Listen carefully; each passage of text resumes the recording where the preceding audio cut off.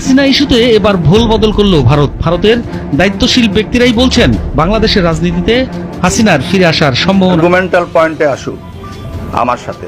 হাসিনার বাংলাদেশের ফেরা নিয়ে এবার নতুন তথ্য দিলেন রাষ্ট্রপতি মোহাম্মদ শাহাবুদ্দিন। থেকে কোস্টগার্ড এবং বিজিবি মিলে ধরে নিয়ে আসছে। হাসিনার সাথে যারা গুমে জড়িত ছিল তারা জীবনে বাংলাদেশে পলিটিক্সে ফিরতে পারবে না, তাদের জন্য পলিটিক্স হবে না। কেউ গুম করে পার পায় নাই, বাংলাদেশেও পার পাবে না। এটা কেউ যদি ফিরে দেখে যে বাংলাদেশটা কি এইরকম কি একটা ভয়ানক একটা ক্রিমিনাল এন্টারপ্রাইজ কি চলে। এই যে বড় বড় কোম্পানি, গ্রামীণ ফোন, এই ফোন সেই ফোন, এরা যে প্রতি বছর 12,000 15,000 কোটি টাকা আমার দেশ থেকে নিয়ে যায়, প্রফিট করেই নিয়ে যায়, কই এরা তো একটা হাসপাতাল বাংলাদেশে করে না। এখন সময় আসছে দেশের পক্ষে দাঁড়ানোর।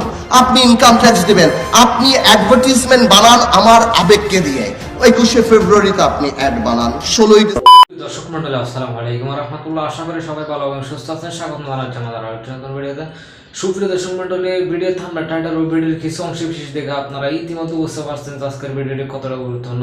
সুপ্রিয় দর্শক মন্ডলী, ভিডিওর অংশ বিশেষগুলো দেখে আপনারা রীতিমতো অবাক হয়েছেন। সুপ্রিয় দর্শক, সেই অংশ বিশেষগুলোর বিস্তারিত আলোচনা দেখলে আপনারা আরো বেশি অবাক হতে বাধ্য হবেন। আসুন আমরা সেই সম্পূর্ণ বিস্তারিত আলোচনাটা দেখে আসি। সম্পূর্ণ বিস্তারিত আলোচনাটা দেখলে আপনারা বুঝতে পারবেন আজকের আলোচনার বিষয়বস্তু কি এবং আবার কোন দল ক্ষমতায় যাচ্ছে, বাংলাদেশে আবার রাজনীতির মোড়টি কোন দিকে ঘুরে যাচ্ছে, এই বিষয়টি আপনারা বুঝতে পারবেন। আসুন আমরা সেই বিস্তারিত আলোচনাটা দেখে আসি। হাসিনা ইস্যুতে এবার ভুল বদল করল ভারতের দায়িত্বশীল ব্যক্তিরাই বলছেন বাংলাদেশের রাজনীতিতে হাসিনার ফিরে আসার সম্ভাবনা নেই বললেই চলে।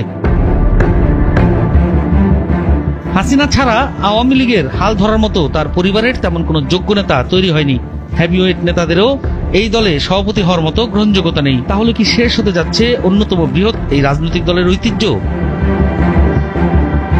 বাংলাদেশে হাসিনার রাজনৈতিক প্রত্যাবর্তন নিয়ে বিবিসি বাংলাকে একটি মন্তব্য করেছেন পিনাক রঞ্জন চক্রবর্তী। তিনি ঢাকায় ভারতের সাবেক হাই কমিশনার হিসেবে কাজ করেছেন। আওয়ামী লীগ এবং হাসিনার বেশ ঘনিষ্ঠজন হিসেবেই তিনি পরিচিত।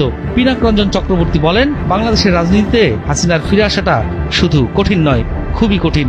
এখনো আওয়ামী লীগের বিরুদ্ধে বাংলাদেশের ক্ষোভ বিক্ষোভ চলছে, তাদের দলীয় সংগঠন ছত্রভঙ্গ। শেখ হাসিনার বয়স আজকের থেকে 10 বছর কম হলে হয়তো মনে করা যেত তিনি দেশে ফিরে দলের হাল ধরবেন, কিন্তু এই মুহূর্তে সেটা প্রায় অসম্ভব বলে মনে হচ্ছে। হাসিনার বয়স এখন 77 বছর। ভারতের বিশ্লেষকরা বলছেন বাংলাদেশে আওয়ামী লীগের জনপ্রিয়তা এখন যে পর্যায়ে, তাতে জনগণের আস্থা ফিরতে কমপক্ষে 10 বছর লাগবে। হাসিনার বয়স হবে 87 বছর। এরপর হাসিনা সহ তাদের আওয়ামী লীগের নেতাদের বিরুদ্ধে যে পরিমাণ মামলা হয়েছে, তাতে স্বাভাবিক প্রক্রিয়ায় ওই সব মামলা থেকে ক্লিন চেক মিলতে আরো 1 দশক পেরিয়ে যেতে পারে। সুতরাং শতবর্ষী হাসিনা তখন দলের হাল ধরতে কতটুকু সক্ষম থাকবেন, সেটাই মুখ্য প্রশ্ন হয়ে দাঁড়িয়েছে। সেই বিবেচনায় বাংলাদেশের রাজনীতিতে হাসিনার প্রত্যাবর্তন সম্ভব না বললেই চলে। আওয়ামী লীগের উচ্চ পদের নেতারাও বর্ষিয়ান, দলের শীর্ষ পদের জন্য কারো তেমন গ্রহণযোগ্যতা নেই। সুতরাং তরুণদের তৈরি করতেও বেশ সময় লাগবে বলে মন্তব্য ভাসছে ভারতীয় মিডিয়ায়। তাছাড়া এই দলটি এখনো তাদের শীর্ষ পদে পরিবারতন্ত্রের বাইরে যেতে পারেনি, ফলে সিনিয়র নেতাদের এই দলের শীর্ষ পদে বসা দিবাস্বপ্নের মতোই। শেখ হাসিনার মেয়ে সাইমা ওয়াজেদ পুতুল ব্রিটিশ পাসপোর্টধারী। গত 15 বছর ধরেই তিনি মায়ের সঙ্গে থাকলেও তার রাজনৈতিক প্রজ্ঞা নিয়ে সন্দেহ রয়েছে খোদ আওয়ামী লীগের নেতাকর্মীদেরও। ছেলে সজীব ওয়াজেদ জয়ও এমন ঐতিহ্যবাহী একটি রাজনৈতিক দলের প্রধান হওয়ার মতো কোনো কারিশমা দেখাতে পারেনি। সুতরাং সেখানেও আস্থার সংকট রয়েছে। 69 বছর বয়সী শেখ রেহানারও রাজনৈতিক ব্যাকগ্রাউন্ড শক্ত না। এই পরিবারের বাকি যা আছেন রাজনীতির মাঠে তাদের চলাফেরা একেবারেই সীমিত। মুজিব পরিবারের অন্য সদস্যদের মধ্যে শেখ রেহানার ছেলে রাদওয়ান মুজিব ববিকে রাজনীতিতে কখনো সক্রিয় হতে দেখা যায়নি। তার বোন টিউলিপ সিদ্দিকী ব্রিটিশ রাজনীতির ভালো পদবিতে রয়েছেন। সেটা ছেড়ে বাংলাদেশের রাজনীতিতে আসার সম্ভাবনা রয়েছে বলে মনে হয় না। শেখ হেলাল, শেখ তন্ময় মামলার বোঝা মাথায় নিয়ে পলাতক। ফজলে তাপস, পরশ, শেখ সেলিম সবাই দেশ ছাড়া বলে জানা গেছে। সব মিলিয়ে রাজনীতিতে শেখ পরিবারের ফেরাই যেখানে কঠিন কর্ম, সেখানে হাসিনার ফেরার বিষয়টিকে যুক্তিসঙ্গত মনে করছে না অধিকাংশ ভারতীয় বিশ্লেষকরা। আরো সবাই কি পালিয়ে গেছে? আমার বিশ্বাস এখনো আমাদের এই জনবহুল দেশের অনেক জায়গায় লুকিয়ে আছে অনেকেই। আপনার মাদক ব্যবসায়ী বদি প্রথম অনেকদিন আমরা কক্সবাজারে বেশ কয়েকটা অপারেশন করেছি তাকে ধরার জন্য। শোনা গেল সে ট্রলারে করে মায়ানমারে চলে গেছে। নিচ থেকে এই ধরনের আওয়াজ দেয় অনেকে, পরে গ্রেফতার হলো কোত্থেকে? সীতাকুণ্ড থেকে। সো অনেকে এই দিকে আওয়াজ দিয়ে লোকজনকে একটু ডাইভার্ট করে তখন অন্য দিক দিয়ে পালানোর চেষ্টা করে, এটাও অনেকে করছে। তো আমাদেরও, আমি আবারও বলছি যে সাংবাদিক ভাইয়েরা আজকাল আপনাদের অনেক হ্যান্ডস আছে তথ্য পাওয়ার, আপনারাও যদি কখনো তথ্য পান আমাদেরকে জানাবেন, এবং সেই জন্য আমার যে পুরস্কার ডিক্লেয়ার করা আছে তার অবশ্যই ভাগিদার যে তথ্য দেয় সেই অবশ্যই পাবে, সে আপনারা সহ যে কোনো জনসাধারণ হোক। এবং আমরা এই পালানো রোধ করার জন্য, ধরার জন্য বদ্ধপরিকর। সামনের দিনগুলোতেও এদের কোনো ধরনের ছাড় নেই। আপনারা যে দুজন আটক আছে সে মেঘনা নদীর মাঝখান থেকে কোস্টগার্ড এবং বিজিবি মিলে ধরে নিয়ে আসছে। হাসিনার সাথে যারা গুমে জড়িত ছিল তারা জীবনে বাংলাদেশে পলিটিক্সে ফিরতে পারবে না, তাদের জন্য পলিটিক্স হবে না। কেউ গুম করে পার পায় নাই, বাংলাদেশেও পার পাবে না। এটা কেউ যদি ফিরে দেখে যে বাংলাদেশটা কি এইরকম কি একটা ভয়ানক একটা ক্রিমিনাল এন্টারপ্রাইজ কি চলে পৃথিবীতে?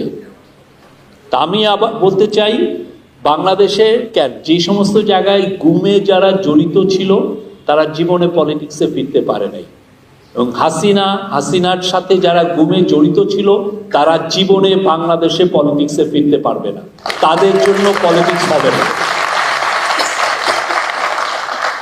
এই যে বড় বড় কোম্পানি, গ্রামীণ ফোন, এই ফোন সেই ফোন, এরা যে প্রতি বছর 12,000 15,000 কোটি টাকা আমার দেশ থেকে নিয়ে যায়, প্রফিট করেই নিয়ে যায়, কই এরা তো একটা হাসপাতাল বাংলাদেশে করে না। এখন সময় আসছে দেশের পক্ষে দাঁড়ানো। আপনি ইনকাম ট্যাক্স দিবেন, আপনি অ্যাডভার্টিজমেন্ট বানান আমার আবেগকে দিয়ে। 21শে ফেব্রুয়ারিতে আপনি অ্যাড বানান, 16ই ডিসেম্বর আপনি অ্যাড বানান, মা দিবসে আপনি অ্যাড বানান। এমন কোনো আমার আবেগ নাই যাকে ছুঁয়ে আপনি অ্যাড বানান না। কিন্তু আমার যখন ন্যাশনাল ক্রাইসিস হয়, আমার যখন কোভিড হয়, আমার যখন বন্যা হয়, তখন আপনি কই থাকেন? আমি তো আপনাকে দেখি না। আমি পরিষ্কার করে বলে দিতে চাই, আধুনিক ইস্ট ইন্ডিয়া কোম্পানি আমরা বাংলাদেশে চাই না।